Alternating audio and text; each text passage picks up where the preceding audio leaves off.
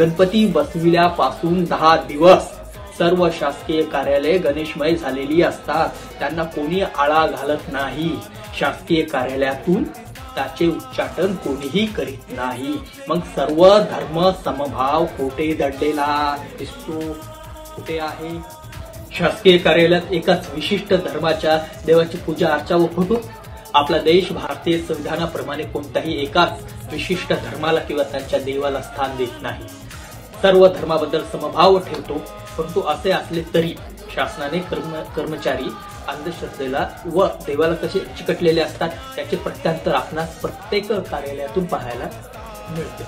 आपल्याला दिसून येईल की कोणतेही शासकीय कार्य सुरू करताना ते देवपूजा व गुलाल लावूनच सुरू केले जाते. इमारत, तलाव, रस्ते बांधणी यांची सुरुवात भूमिपूजन करून व नारळ फोडूनच केली जाते. आणि ही पूजा ठराविक धर्माची का केली जाते? शीख, जैन, बौद्ध, ख्रिस्ती, इस्लाम यांच्या धार्मिक भावनांना येथे काडीचीही किंमत नाही.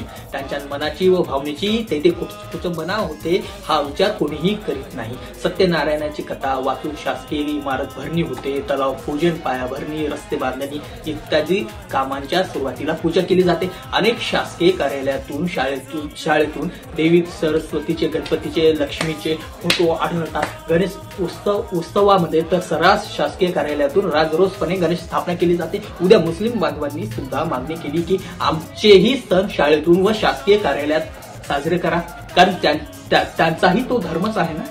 तेव्हा शासकीय कार्यालयातील सर्व देवदेवतांचे फोटोचे उच्चाटन हे व्हायलाच पाहिजे. नसता भयान परिस्थिती येऊन ठेपेल.